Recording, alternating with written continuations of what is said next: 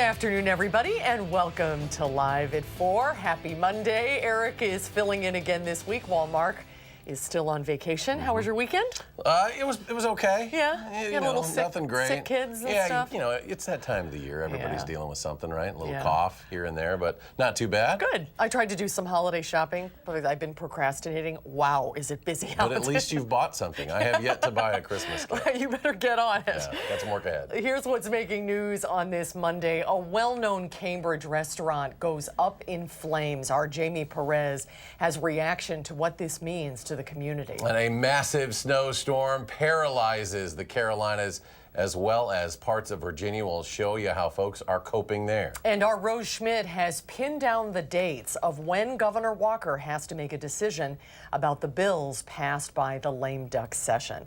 Let's take a look outside today. Not bad. Nice Not too bad. sun. Compared to Friday, Yeah. it does feel a lot better.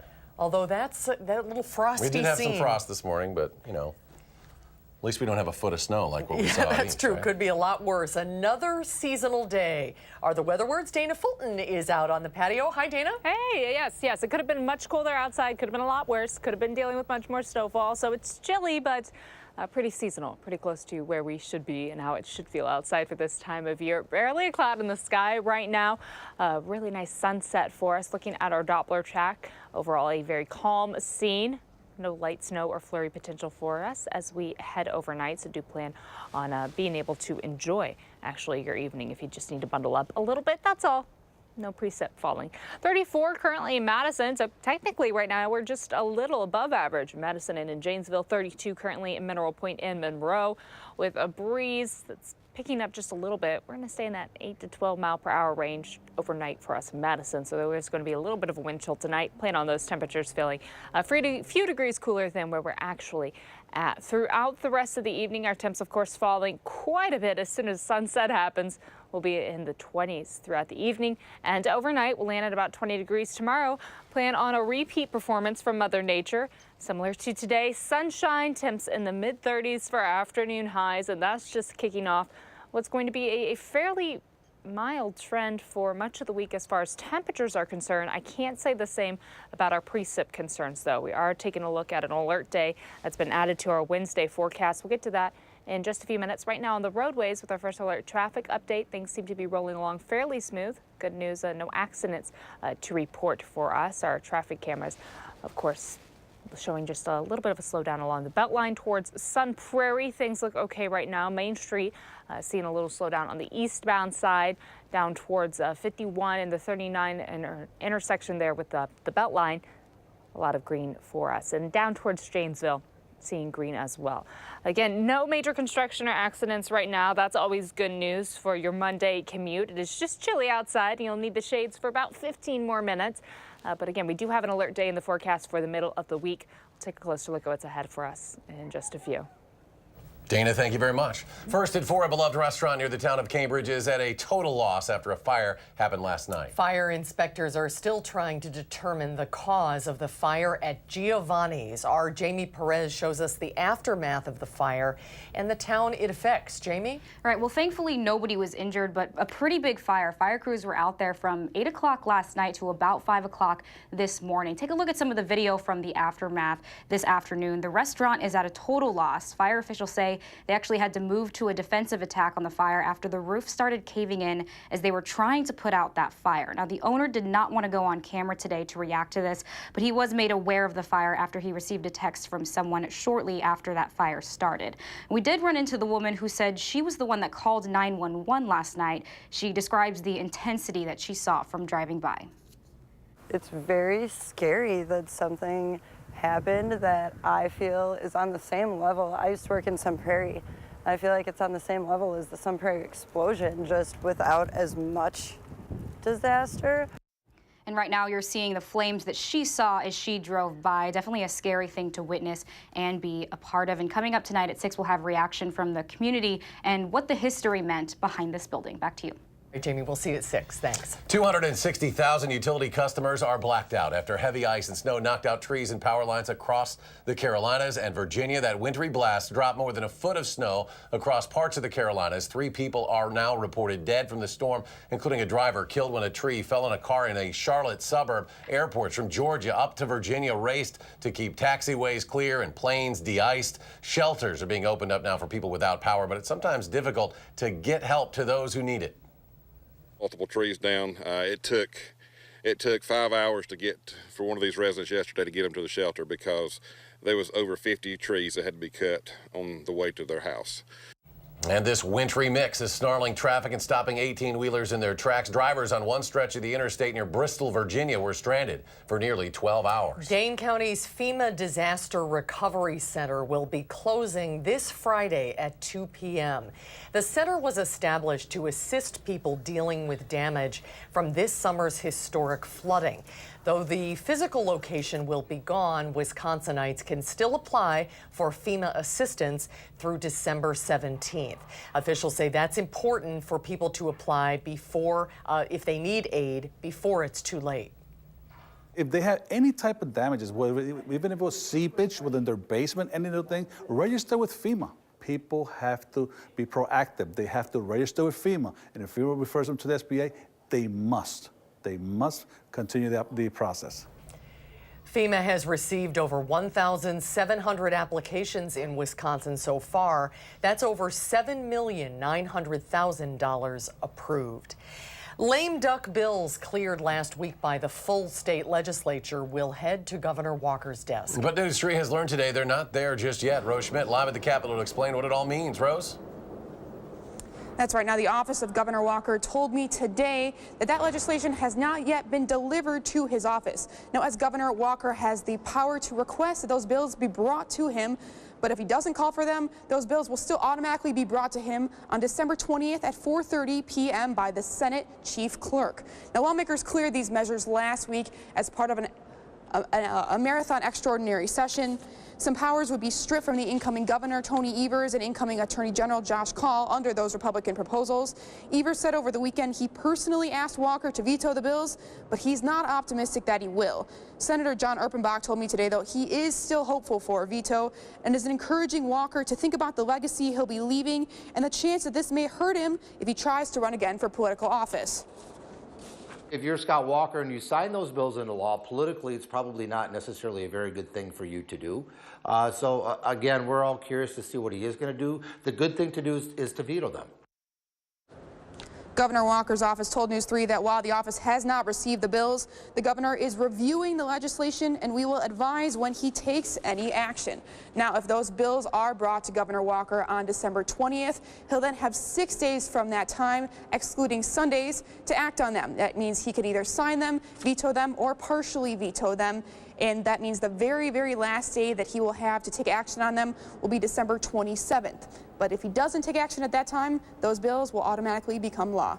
All right, key date, December 27th. Rose Schmidt live at the Capitol. Rose, thank you. The accused Russian spy who posed with Governor Walker appears to have reached a plea deal with prosecutors. Maria Butina is accused of trying to infiltrate Republican political circles and party leaders during the 2016 campaign in order to advance Russian interests. Prosecutors have said the former American university student was in touch with politically powerful Russians about her activities here in the U.S. Today, her attorneys and prosecutors filed a 2-page request for a change of plea hearing as soon as tomorrow. Butina has maintained her innocence and has been in jail since her arrest for illegally acting as a foreign agent. President Trump defended himself against allegations that he violated campaign finance laws. Court filings say payments to 2 of his alleged mistresses were done to influence the 2016 election. Mola Lenghi has more from the White House.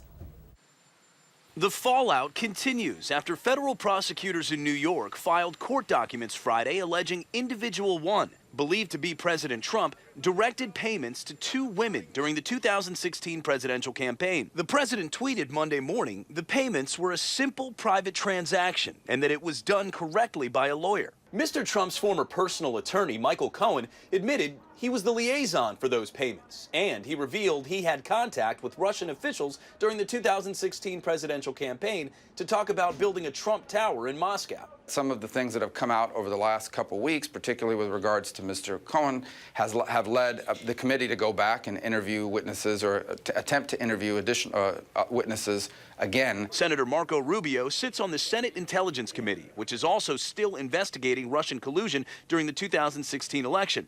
Congressman Adam Schiff, who will likely chair the House Intelligence Committee next year, says the president could possibly go to prison. There's a very real prospect that on the day Donald Trump leaves office, the Justice Department may indict him, that he may be the first president in quite some time to face the real prospect of jail time. In the court filings, special counsel Robert Mueller gave favorable comments on Cohen's cooperation. That was at odds with federal prosecutors in New York, who have suggested a lengthy jail sentence of 42 months for Cohen's role in the payments. Mola Lenghi, CBS News, the White House. The president has nominated William Barr to be the next attorney general. If confirmed, Barr would oversee the special counsel's investigation. Britain's Brexit plans plunged deeper into chaos today as the prime minister called off a key vote on her plan to leave the European Union. Theresa May pulled the plug on the eve of a crucial Brexit vote. May had been widely expected to lose Tuesday's vote since there's strong opposition to a deal she cut with the European Union last month. May is now under pressure to try and renegotiate that deal. On Wall Street, the Dow roared back today from a 500-point decline to post a 34-point gain. The Nasdaq jumps 51. The S&P added almost 5. The American Family Insurance PGA Champions Tour event at University Ridge Golf Course reaches another milestone. A former patient at the Children's Hospital, Bodie O'Rourke, unwrapped a check unveiling more than $2 million that the tournament raised for charities this year, an increase of $442,000 from the previous year. That will be shared by more than 80 local charities. The whole team, puts it all together. We just show up. I just show up and play a little bit, support it as much as I can. But it's just it's a wonderful week for us to be a part of it, of the give back. And this tournament and this community and the golf course and all the people associated continue to raise the bar. The event received the President's Award by the tour for its outstanding charitable giving and economic impact. Country singer Toby Keith will kick off this year's event with a concert on Friday, June 21st at Breese Stevens Field. General admission tickets are on sale now. That thing has really grown very quickly. Great event. Coming up, Julia Roberts back in theaters in Ben is Back. And our film critic Will Loper thinks it's one of the better films of the year. We'll find out why coming up next on Live at 4.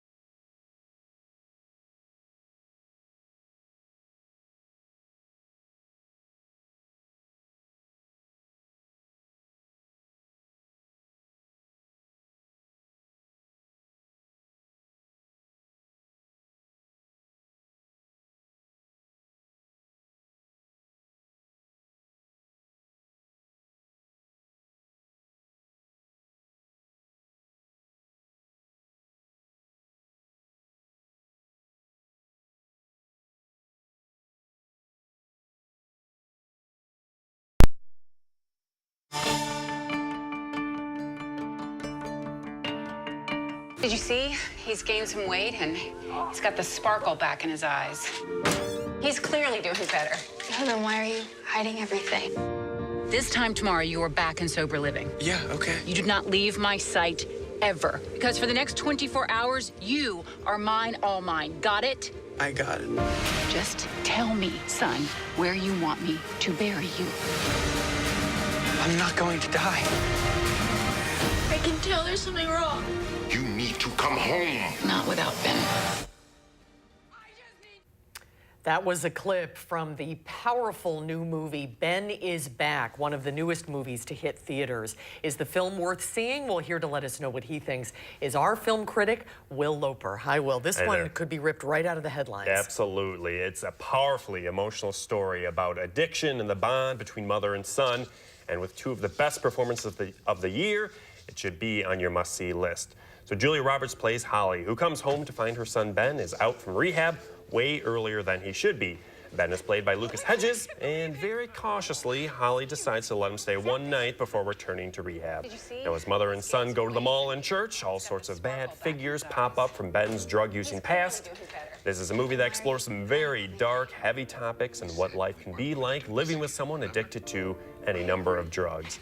And this may be some of Julia Roberts' best work of her career. The way she manages to deliver lines in this movie are truly devastating. The subject matter can get very intense, but it's absolutely worth seeing. Now, this particular film is not based on a true story, but this is something we're talking about in the news constantly. Yes, you're absolutely right. It's a story we see play out. It really, I'm sure, will hit close to home for a lot of people who may be related or just know somebody, or like you said, see it in the news, and this really humanizes the whole story. I mean, these are just real people. And a lot of Oscar buzz about these performances as well, right? I'm really hoping Julia Roberts gets the nomination. She definitely deserves it. Lucas Hedges as well, I understand, is wonderful. Yeah. Okay, what rating did you give this? So I give this one 4.5, Julia Roberts out of 5. Oh, wow, that's one of the highest ratings you've given in a while. I loved it. It was great. I'm looking forward to seeing it. Okay, what's up next? We have Stan and Ollie.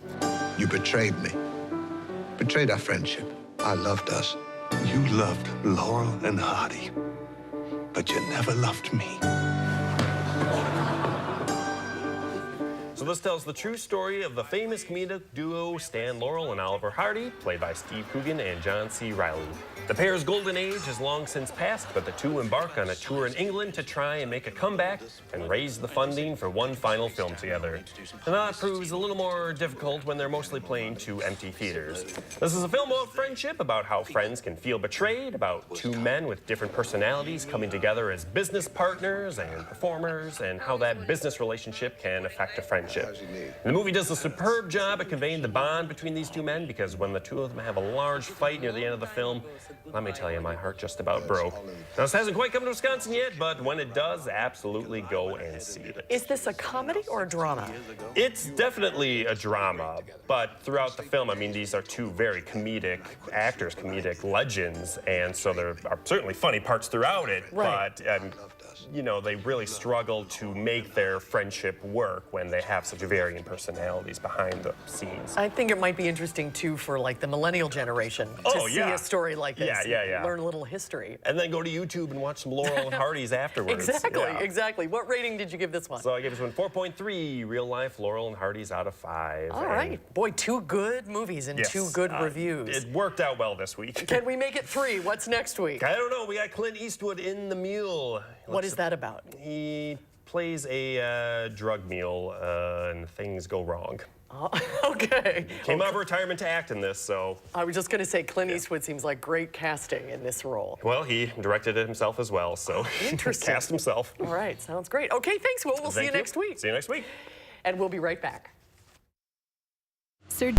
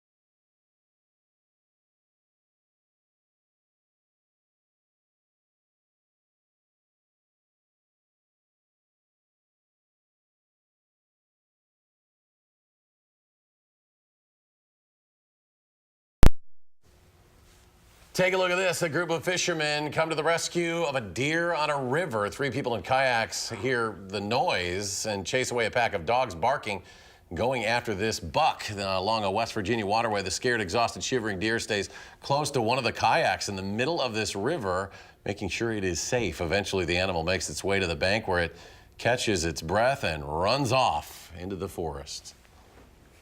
There it goes. Pretty unbelievable. That's some pretty cool video. It is. Yeah. Today is December 10th. It is Dewey Decimal System Day. It's the birthday of Melvin Dewey, the inventor of the Dewey Decimal System of library classification, which is divided into 10 main categories. The numerical system arranges mostly nonfiction publications. Learn something new every day. The more you know. It's also Human Rights Day. The state honors the United Nations adoption and proclamation of this day in 1948. The Universal Declaration of Human Rights was the first global enunciation of human rights and one of the early major achievements of the new United Nations. And for that, we raise a glass, but not just any beer. It is National Lager Day. Lager is a bit different than other beers because of the cold conditioning process, and the kinds of yeasts used are called bottom fermenting yeasts. Among the varieties of lager, amber, dark, and pale. So if you are over 21, grab a friend.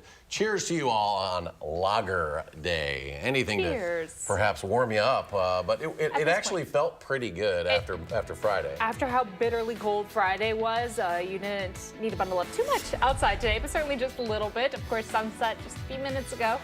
We're in for a cold night and a seasonably cold Tuesday. There is an alert day, though, for Wednesday. We'll take a look at why right after the break.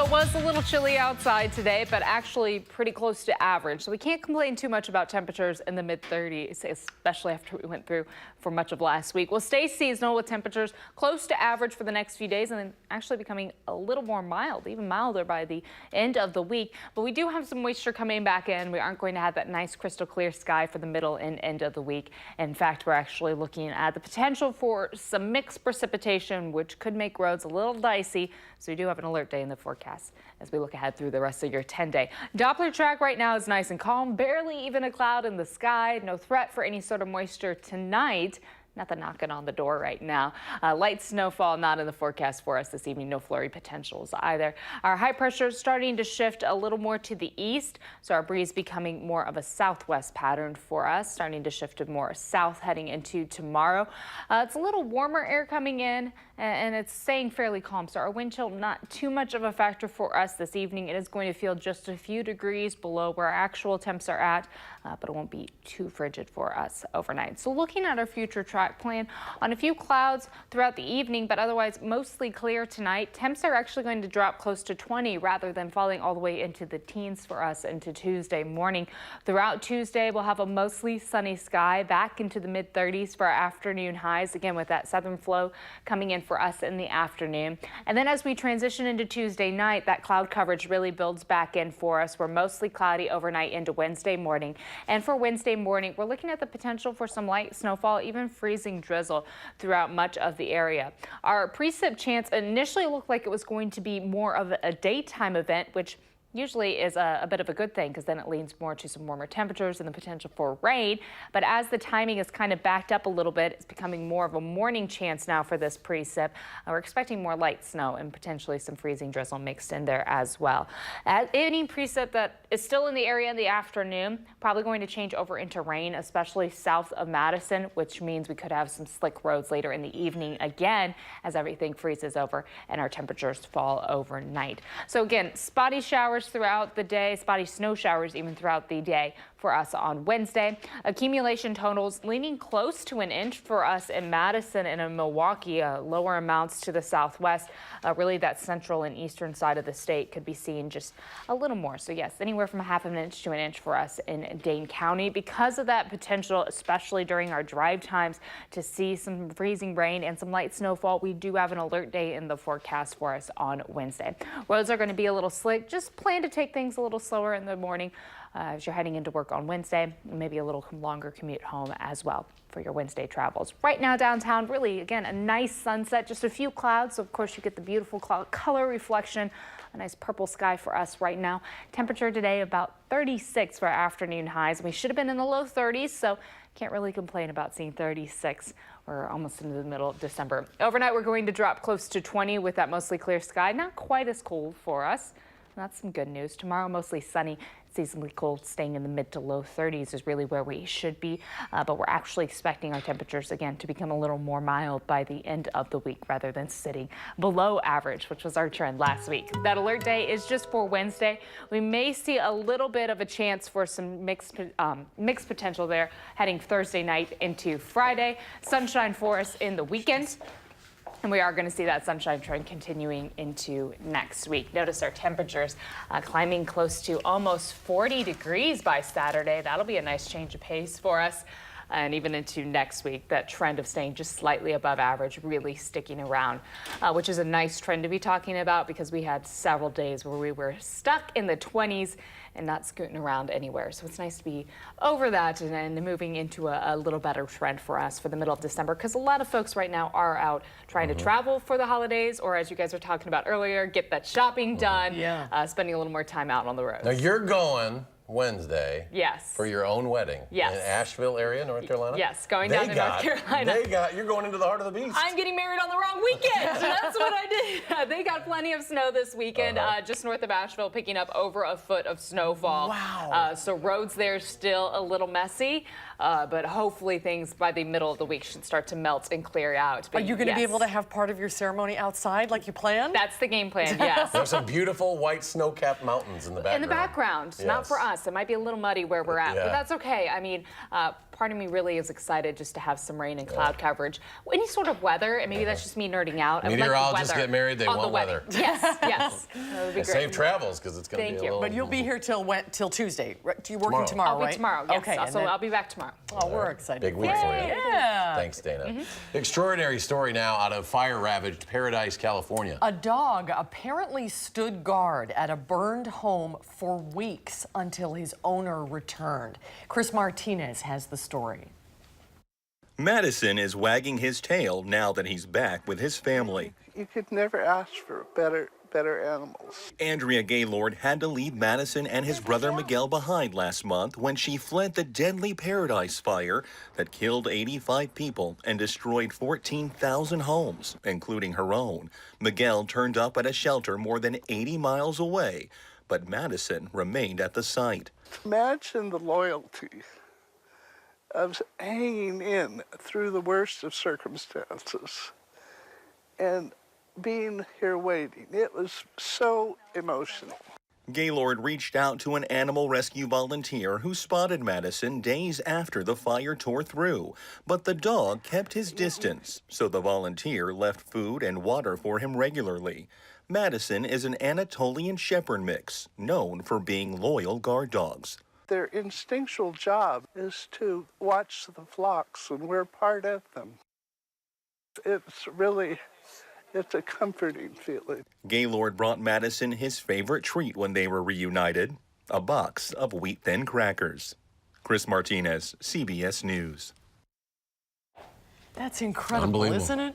The animal rescue volunteer also left a piece of Gaylord's clothing to encourage the dog to stay in the area. And speaking of good dogs, we will meet another one next. The Dane County Humane Society is here today with our pet of the week. Oh, look at that face. Marissa DeGroot is here with Cookie, a 2-year-old lab mix, and we'll meet Cookie when Live at 4 continues. She looks a little unsure.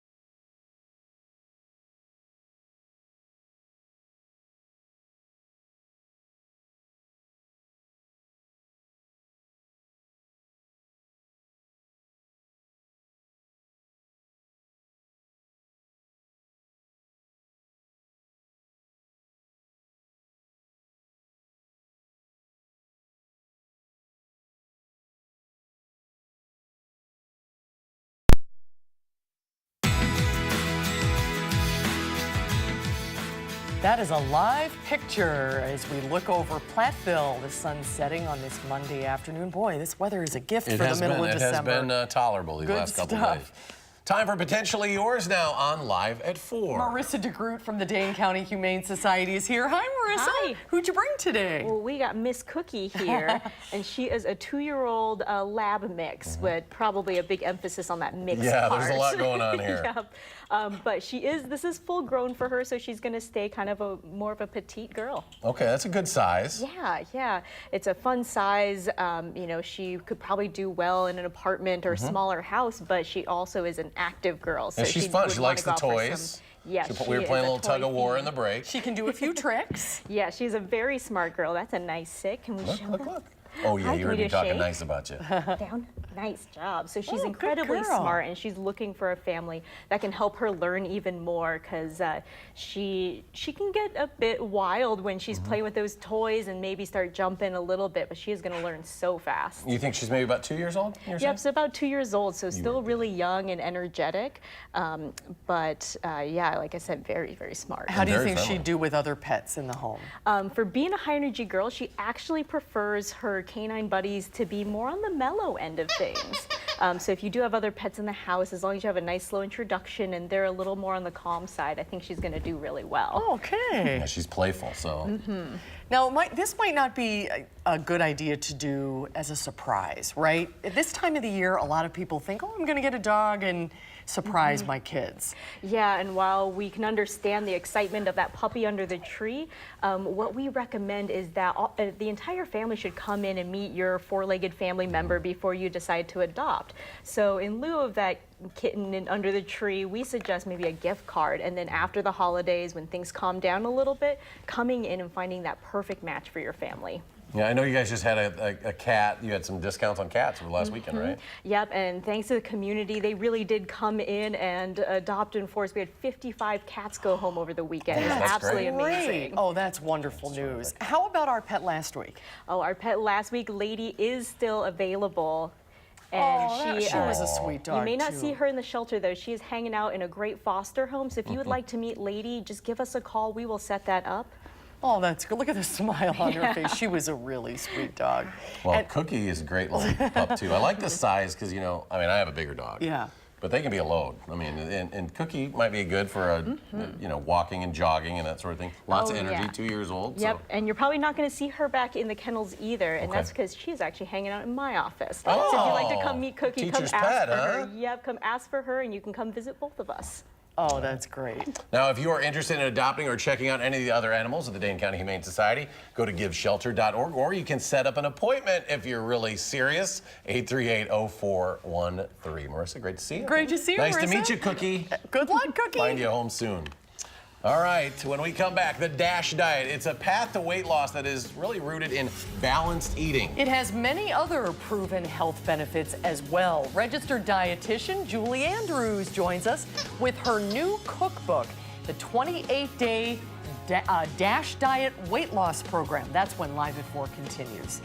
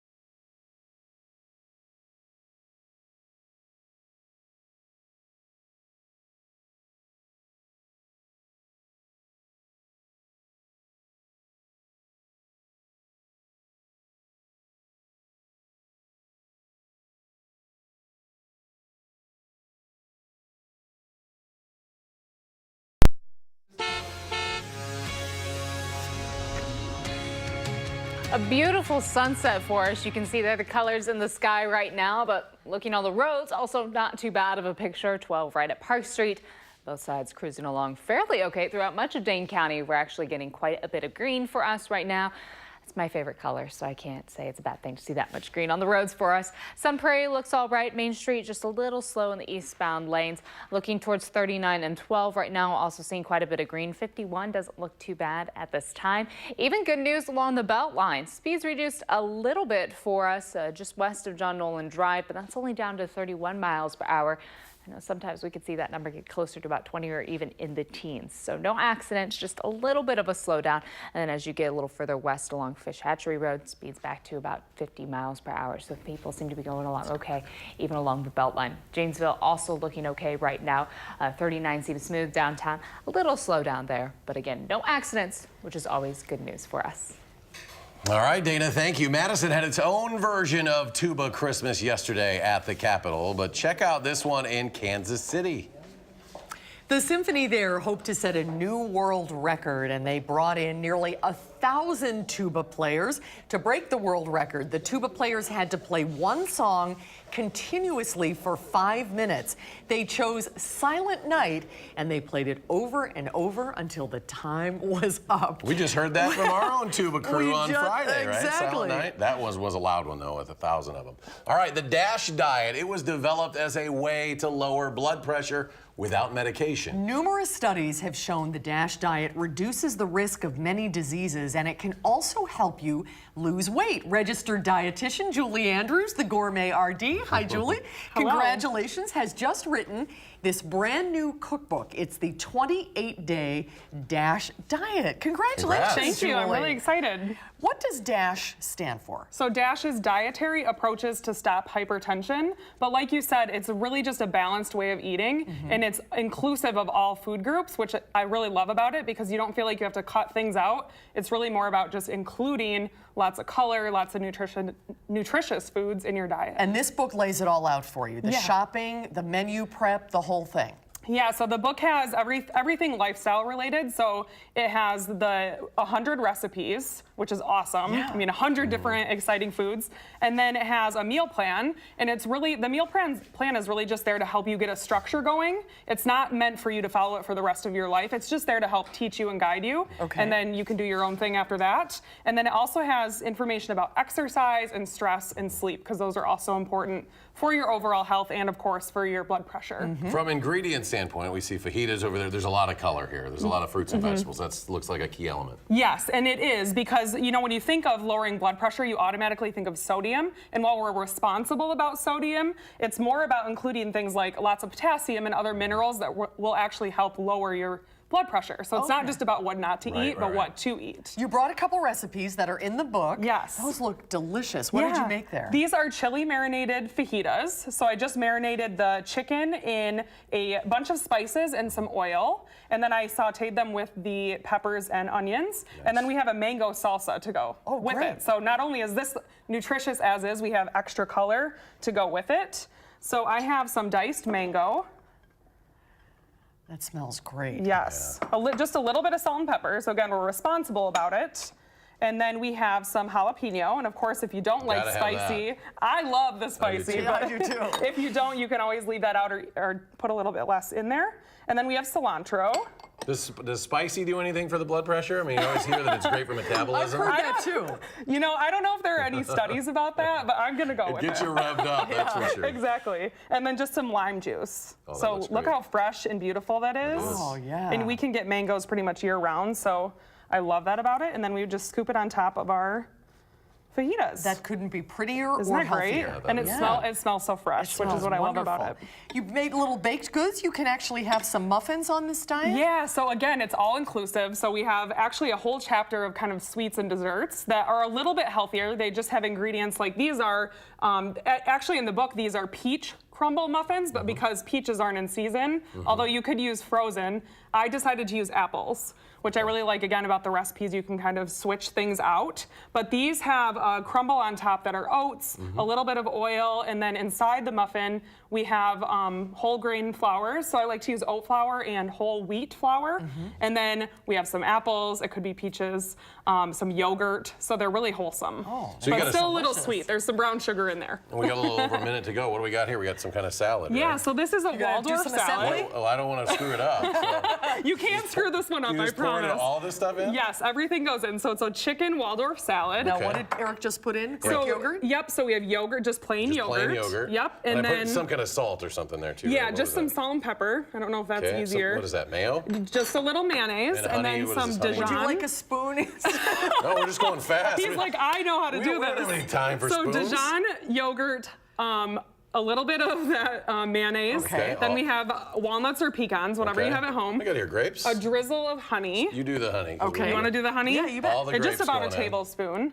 And those are black grapes. You can use whatever Those are grapes so good. you have, but you know what? Those were on sale, and so we're all about bargains too. Yeah, that's right. Okay. Some And then we celery? have celery and apples.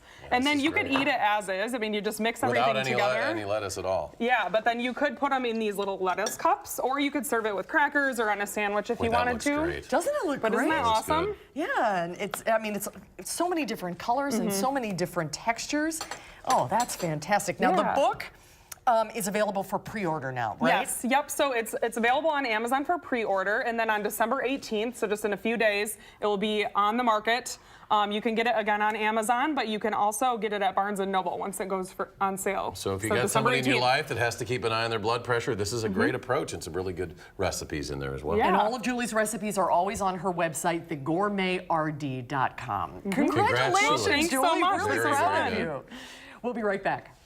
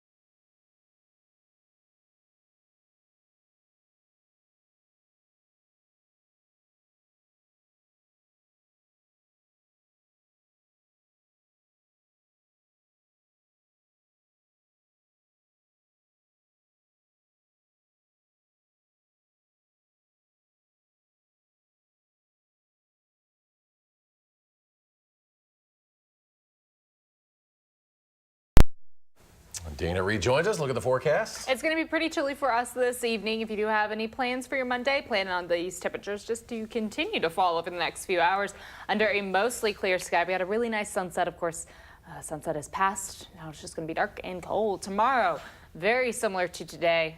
Just a repeat performance back into the mid-30s for afternoon highs with sunshine. Tuesday looks like this. Wednesday, though, is going to hold a little mixed precipitation. So we do have an alert day in the forecast for Wednesday.